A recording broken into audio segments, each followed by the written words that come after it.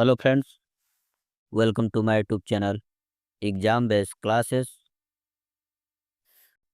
इसमें पहला चैप्टर है खत्म हो जाए तो। ठीक है दोस्तों, यह चैप्टर उन संसाधनों पर है जो सीमित हैं। उनको इस कहानी के माध्यम से बच्चों के अंदर एक समझ विकसित करनी है कि संसाधनों का हम किस तरह प्रयोग करेंगे। अगर यह सीमित है तो हमें कैसे प्रयोग करना चाहिए ताकि भविष्य के लिए सुरक्षित रहे। ठीक है दोस्तों, जैसे कि हमें पता है कि हमें महत्वपूर्ण बिंदु को ही देखना है दोस्तों, जो परीक्षा की दृष्टि से महत्वपूर्ण हो। तो इस चैप्टर में बस एक ही महत्वपूर्ण बिंदु है। तो आइए देख लेते हैं महत्वपूर्ण बिंदु कौन सा है। ये रहा आपका महत्वपूर्ण बिंदु दोस्तों, आप देख सकते हैं जमीन से खजाना। ठीक है दोस्तों, आइए देखते हैं क्या है ये। यह पता लगाना आसान नहीं है कि जमीन के अंदर गहराई में तेल कहाँ मौजूद है।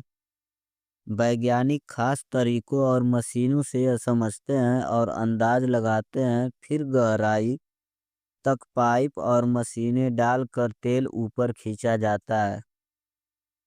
निकाला गया तेल गहरे रंग का गाढ़ा बदबूदार होता है। इसमें घुली मिली और छिपी होती है बहुत सारी चीजें। इन चीजों को अलग अलग और साफ करने के लिए तेल को रिफाइनरी में भेजा जाता है। क्या तुमने कभी रिफाइनरी के बारे में सुना है? इसी तेल से हमें मिलता है kerosene, diesel, petrol, engine oil और हवाई जहाज के लिए ईंधन। जानते हो एलपीजी, यह खाना बनाने के लिए प्रयोग होता है दोस्तों, खाना पकाने की गैस है। एलपीजी, मोम, कोल तार और ग्रीस भी इसी से मिलते हैं। प्लास्टिक और पेंट को बनाने के लिए भी तेल का इस्तेमाल होता है। यह महत्वपूर्ण बिंदु है दोस्तों। प्लास्टिक और पेंट को बनाने के लिए भी तेल का इस्तेमाल होता है दोस्तों। और इसमें जो महत्वपूर्ण बात है दोस्तों, जो परीक्षाओं में पूछ चुका है, जो बहुत मोस्ट इम्पॉर्टेंट है, वह यहाँ है दोस्तों। आप देख सकते हैं कि निकाला गया तेल गहरे रंग का गाढ़ा बदबूदार होता है। क्वेश्चन में पूछ रखा है दोस्तों कि पेट्रोल का रंग कैसा होता है, तो आप बता सकते हैं कि गहरे रंग का गाढ़ा बदबूदार होता है। यही ऑप्शन में भी पूछा था, जो क्वेश्चन पूछ चुका है ऑफलाइन में दोस्तों। और इस लाइन को भी आप ध्यान दीजिएगा दोस्तों।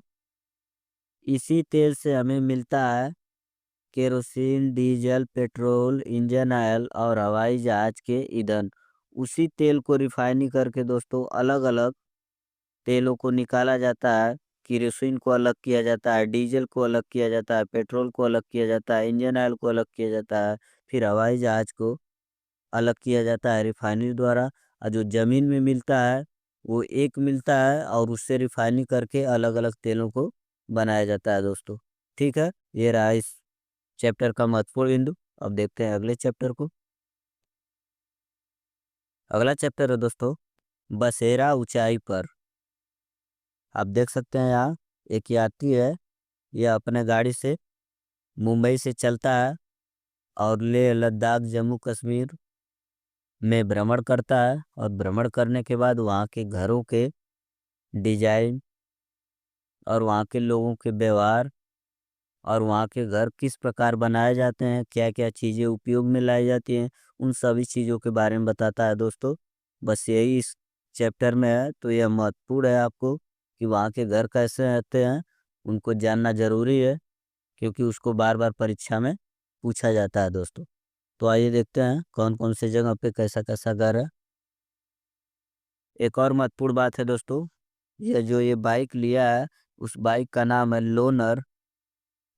और लोनर को इंग्लिश में कहते हैं अकेला रहने वाला। ठीक है दोस्तों, इसको आप थोड़ा सा याद रखिएगा। लोनर एक मोटरसाइकिल है। आगे देख सकते हैं दोस्तों ये चित्र, ये ठंडा रेगिस्तान का है। और वह मुंबई से पहुंच चुका ठंडा रेगिस्तान, और यहाँ के बारे में बताएगा। वही सबसे महत्वपूर्ण है दोस्तों, जो परीक्षाओं में पूछ चुका है। ठीक है, आइए देखते हैं क्या क्या बताता है। आखिरकार मैं और लोनर लेह पहुंच ही गए। लेह की बात कर रहा है दोस्तों। लेह को ठंडा रेगिस्तान कहते हैं। अजब अनूठा था यह इलाका। सूखा समतल और ठंडा रेगिस्तान। लद्दाख में बहुत ही कम बारिश होती है, यह इम्पोर्टेंट है दोस्तों। लद्दाख में बहुत कम बारिश होती है। यहाँ दूर दूर तक दिखते थे बर्फ से ढके पहाड़ और सूखा ठंडा मैदान। लेह शहर की शांत गलियों में सफेद पत्थर के एक सुंदर मजबूत घरों को देखा। थोड़ा आगे बढ़ा तो कुछ बच्चे झूले झूले यानी कि स्वागत स्वागत चिल्लाते मेरा पीछा करने लगे। इस बात को ध्यान दीजिएगा दोस्तों, झूले झूले का मतलब होता है स्वागत स्वागत। वो भी किस स्थान पर? लेह या लद्दाख। वे लोनर को देखकर बहुत हैरान थे। सभी मुझे अपने घर ले जाना चाहते थे। ठीक है दोस्तों, यह ठंडा रेगिस्तान की कुछ विशेषताएं हैं, इसको आप जान लीजिएगा। ये महत्वपूर्ण है दोस्तों। ताशी के घर पर और यहाँ के बारे में पूछ भी चुका है दोस्तों। ताशी का जोर चला और वह मुझे खींचकर अपने घर ले गया। उसका घर 2 मंजिला था। पत्थरों को काटकर एक के ऊपर एक रखकर बना था। उन पर मिट्टी और चूने से पुताई की हुई थी। अंदर से घर छप्पर जैसा लग रहा था। हर तरफ घास फूस पड़ी हुई थी। ताशी मुझे लकड़ी की सीढ़ियों से पहली मंजिल पर ले गया। उसने बताया कि वह और उसका परिवार ऊपर की मंजिल में रहते हैं। नीचे की मंजिल पर जानवरों के रहने की जगह थी और जरूरत का सामान इकट्ठा करके रखते थे। सर्दी के दिनों में अक्सर इसका परिवार भी नीचे की मंजिल पर जानवरों के पास ही रहता था। नीचे की मंजिल में कोई खिड़की भी नहीं थी। छत को मजबूत बनाने के लिए पेड़ों के मोटे तने इस्तेमाल किए जाते थे। फिर ताशी मुझे घर की छत पर ले गया और आसपास का नज़ारा तो देखते ही बनता था। सभी घरों की छतें समतल थी। कहीं लाल मिर्च सूखने के लिए फैली थी तो कहीं सीताफल और मक्का। किसी छत पर धान के ढेर लगे थे तो किसी पर उपले सूख रहे थे। ताशी ने बताया कि छत उनके घर का सबसे महत्वपूर्ण हिस्सा है। यहाँ गर्मियों की तेज धूप में ही बहुत सारी फल सब्जी सुखा ली जाती है। ये ठंडे दिनों में इस्तेमाल होती है जब फल सब्जी नहीं मिल पाती।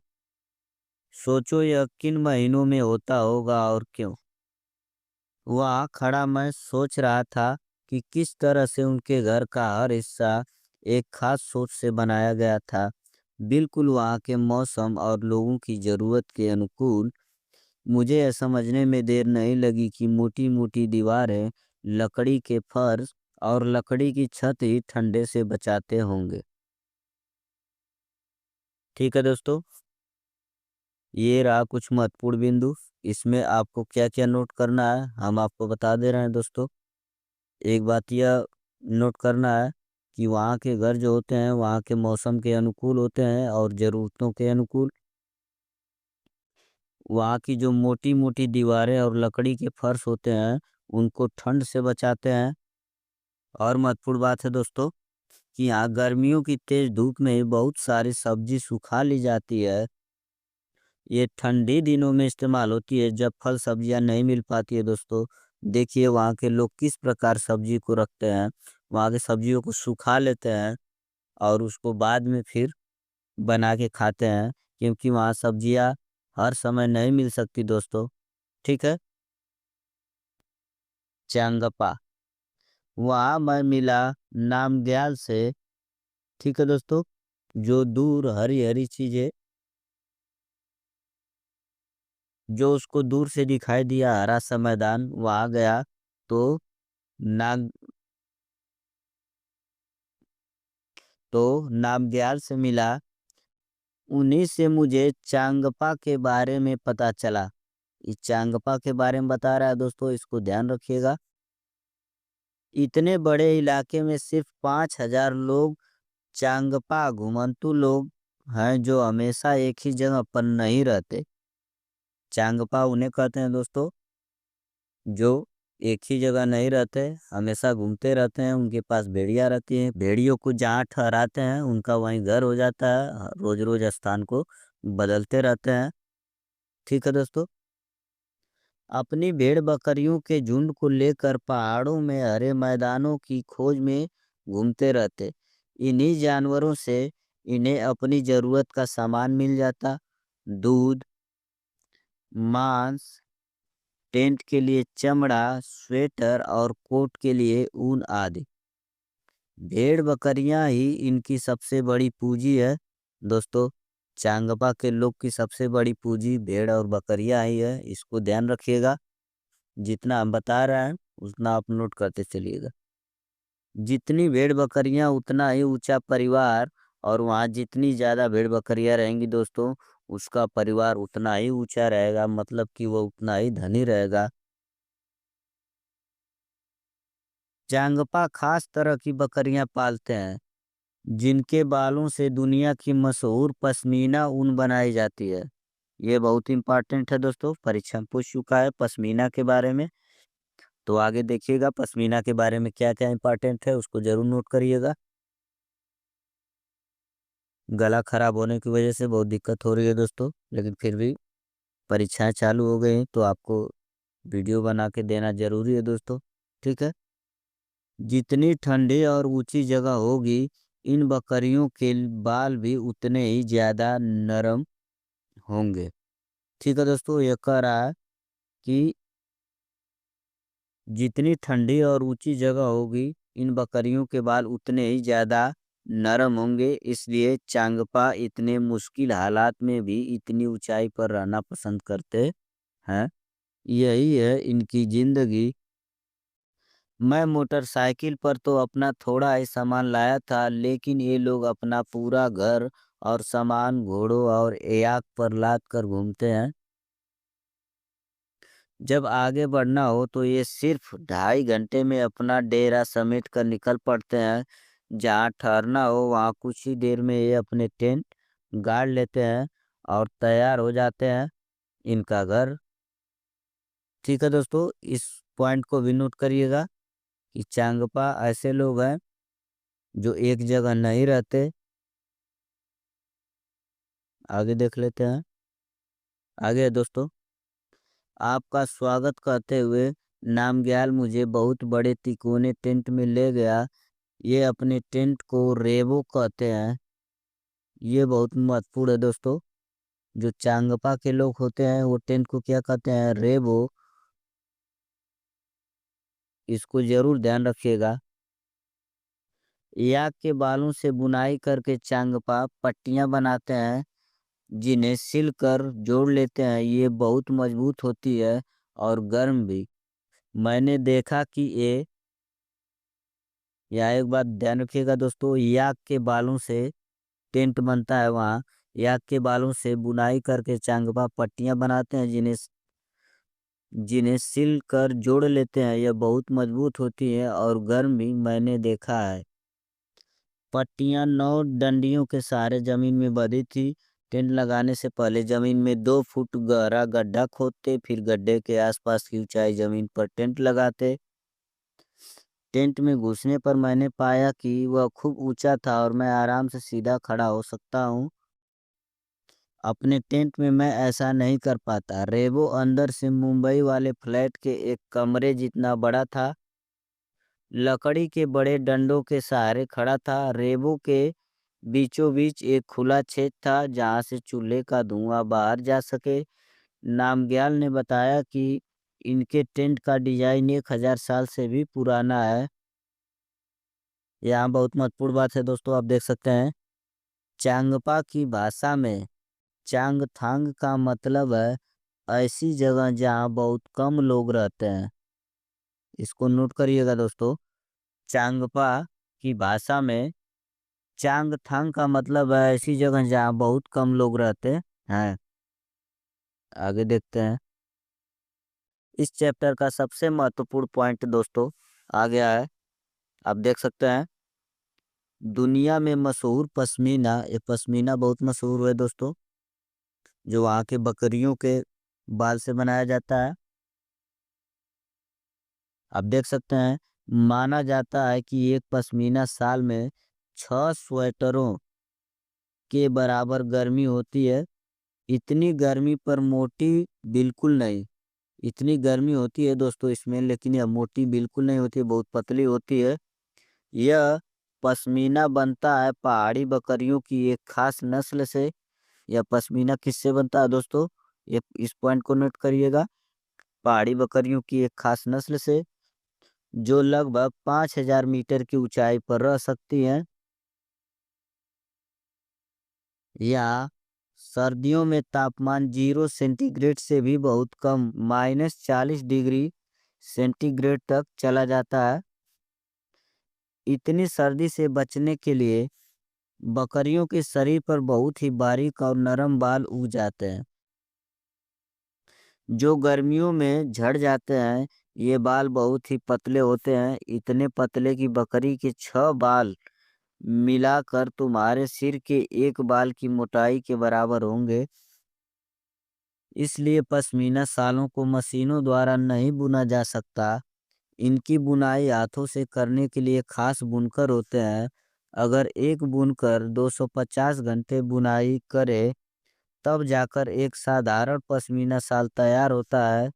इतनी मेहनत पर सोचो, अगर डिजाइन वाली शाल बुननी हो तो कितने दिन लगेंगे।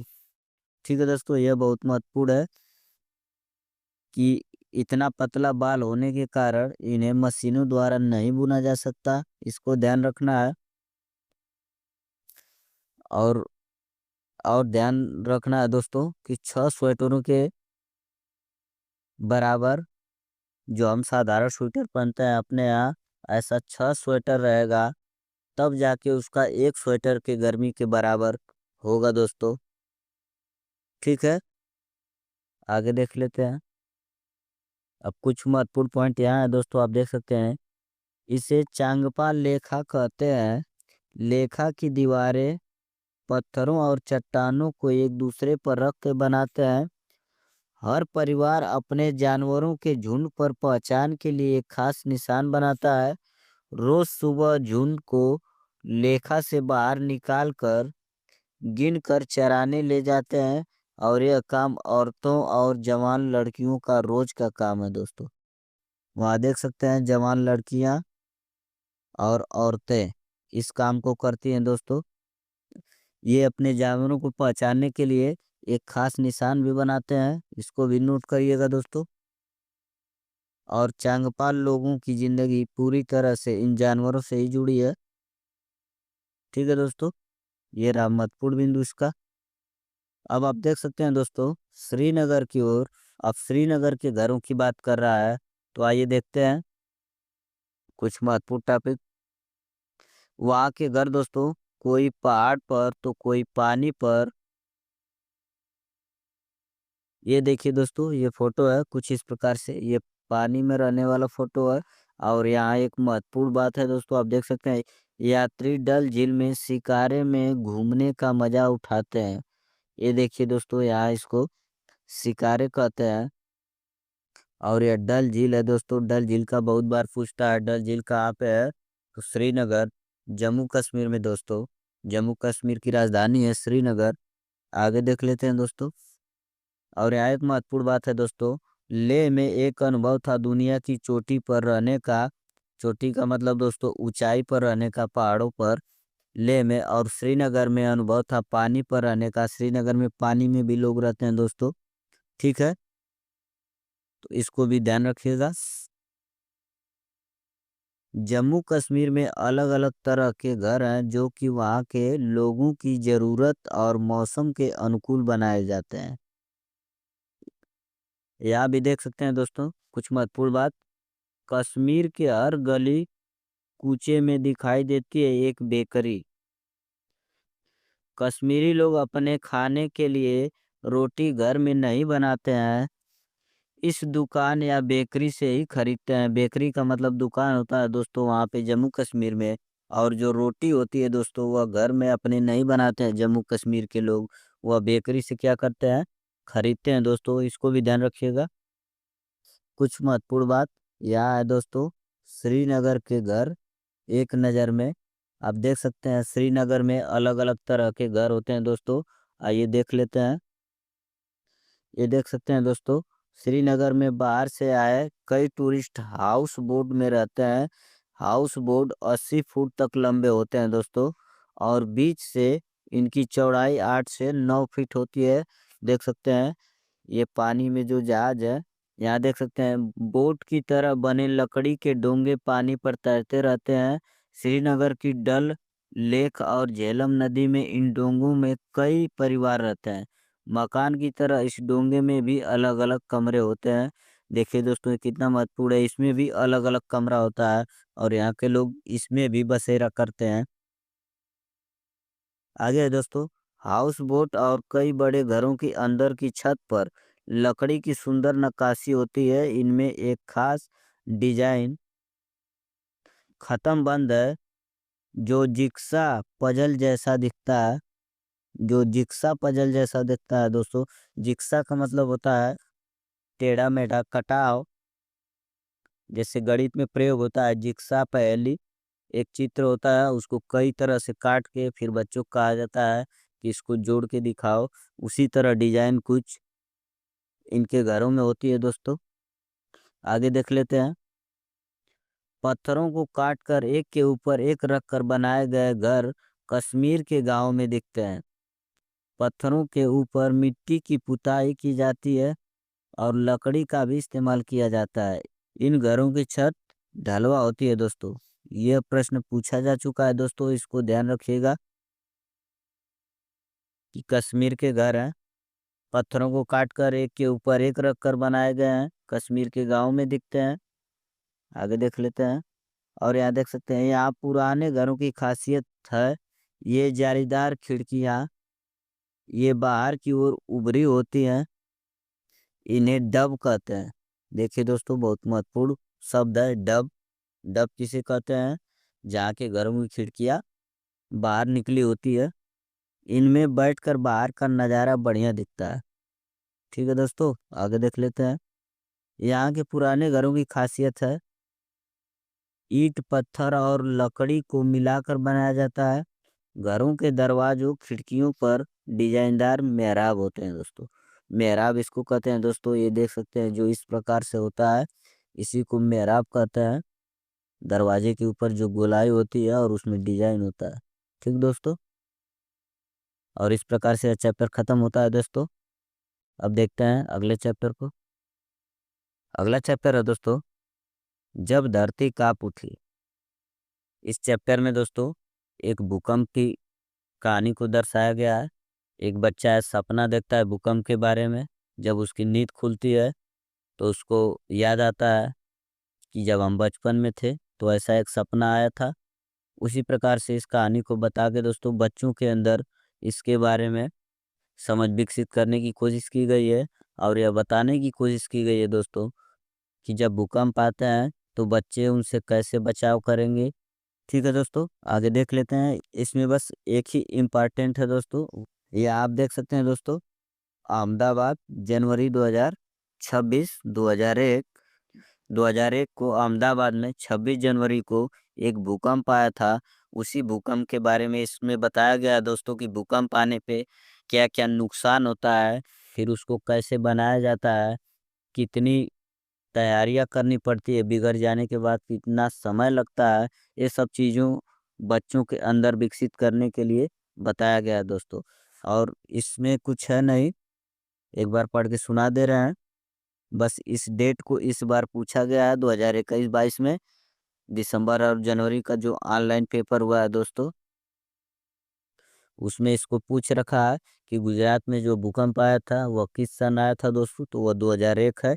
आज सुबह गुजरात में आए भूकंप कम से कम 1000 लोगों के मरने की आशंका है। कई हजार लोग घायल हैं। बचाव एवं राहत कार्यों में लोगों की मदद के लिए सेना के जवानों को बुलाया गया। अहमदाबाद शहर में कम से कम 150 इमारतें ढह गई। इनमें लगभग 1 दर्जन बहुमंजिली इमारतें थीं। आज शाम तक इनके नीचे से कम 250 शव निकाले जा चुके हैं। कहा जा रहा है कि अभी भी कई हजार लोग ढह गई इमारतों के मलबे में नीचे दबे हुए हैं। बचाव कार्य तेजी से चल रहा है। शहरों की शायद ही कोई इमारत होगी जिसमें दरार न पड़ी हो। भुज की हालत इससे भी ज्यादा खराब है। चारों ओर डरे हुए लोग भगदड़ मचाए हुए हैं। जवानों ने स्थानीय लोगों के सहयोग से काम किया। राहत कार्य के लिए देश और विदेश से हर जगह की सहायता के आश्वासन मिल रहे हैं। ठीक है दोस्तों, बस इसमें यही है, इससे ज़्यादा कुछ नहीं है। आप इसके सन को याद रखिएगा। इस बार सन पूछा है तो आने वाली परीक्षाओं में डेट के साथ पूछ सकता है दोस्तों, तो आपका 26 जनवरी 2001 होगा। ठीक है, आगे देख लेते हैं। अगला चैप्टर है दोस्तों, उसी से ठंडा उसी से गर्म। और इस चैप्टर में दोस्तों कुछ इम्पोर्टेंट नहीं है, बस एक कहानी है। उसी से ठंडा उसी से गर्म, और उस कहानी को लिखे हैं हमारे देश के राष्ट्रपति जाकिर हुसैन। और उन्हीं के बारे में बार बार यह प्रश्न आता है दोस्तों कि हमारे देश के राष्ट्रपति द्वारा लिखी गई कहानी का शीर्षक क्या है। तो वह शीर्षक होगा दोस्तों, उसी से ठंडा उसी से गर्म। बस यही इम्पोर्टेंट है, इससे ज़्यादा कुछ नहीं है दोस्तों इसमें। बस आप इतना जानिएगा कि उसी से ठंडा उसी से गर्म लिखने का काम कौन किया है, हमारे देश के राष्ट्रपति जाकिर हुसैन।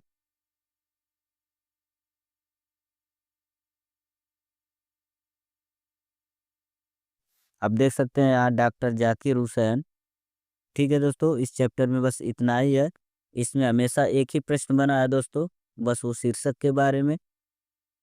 या तो शीर्षक देगा तो लेखक का नाम पूछेगा, लेखक देगा तो शीर्षक का नाम पूछेगा दोस्तों। इसी तरह बस दो प्रकार के प्रश्न बनते हैं अभी तक हमने जो देखा है और पढ़ा है। इससे ज़्यादा और कोई प्रश्न इस चैप्टर से नहीं बना है दोस्तों। ठीक है, अब चलते हैं अगले चैप्टर को देख लेते हैं। अगला चैप्टर है दोस्तों, कौन करेगा यह काम। ठीक है दोस्तों, इस चैप्टर में भी ज़्यादा कुछ नहीं है। दो लोगों की जीवनी है जो बहुत ही महत्वपूर्ण है, जिनको याद करना है। यह चैप्टर इस विषय में बनाया गया है दोस्तों कि कौन करेगा यह काम, मतलब कि समाज को समानता के विषय में बनाया गया दोस्तों। और बच्चों को भी यह समझ विकसित करनी है कि आगे चल के वह एक समानता को प्रोत्साहित करे। ठीक है दोस्तों, अब आगे है दोस्तों एक ऐसे महान व्यक्ति की जिन्होंने भारत को संविधान दिया है, और वह संविधान के निर्माता हैं, जिसके संविधान से आज यह पूरा देश चल रहा है और देश विकास की तरफ अग्रसर हो रहा है दोस्तों। आप देख सकते हैं ऐसा भी एक बचपन की बाबा साहब की कहानी है दोस्तों, जिससे वो प्रेरित हुए थे। यह बात लगभग 100 साल पुरानी है। 7 साल का भीम महाराष्ट्र के कोरे गांव में अपने पिता के साथ छुट्टियां मनाने गया था। उसने देखा कि एक नाई किसी बड़े किसान की भैंस की खाल पर उगे लंबे लंबे बाल साफ कर रहा था। भीम को अचानक अपने बढ़े हुए बालों का ख्याल आया। नाई के पास जाकर उनसे अपने बाल काटने को कहा। नाई फट से बोल पड़ा, तुम्हारे बाल काटूंगा तो मैं और मेरा उस्तरा गंदे हो जाएंगे। अरे ये क्या, इंसान के बाल काटना भैंस की खाल साफ करने से ज्यादा गंदा काम है। नन्हे भीम ने सोचा। भीम जी ने ऐसा सोचा कि अगर आप एक भैंस के बाल काट सकते हैं तो इंसान का बाल काटना इतना गंदा काम है। आगे चलकर यह भीम भीमराव यानी कि बाबा साहब अंबेडकर के नाम से दुनिया भर में मशहूर हो गए। बाबा साहब ने अपने जैसे लोगों पर होने वाले अन्याय के खिलाफ लड़ाई की। आज़ादी के बाद बाबा साहब की अगुवाई में ही हमारे देश का संविधान तैयार हुआ दोस्तों। आप देख सकते हैं ये बात हम बता चुके हैं। अगर संविधान की हर एक बात को लागू किया जाए दोस्तों इस देश में, तो यह देश बहुत आगे जा सकता है। लेकिन आज का राजनीतिक परिवेश ऐसा है कि संविधान ही खतरे में है दोस्तों। ठीक है, और इस तरह से ये चैप्टर खत्म होता है दोस्तों। और ये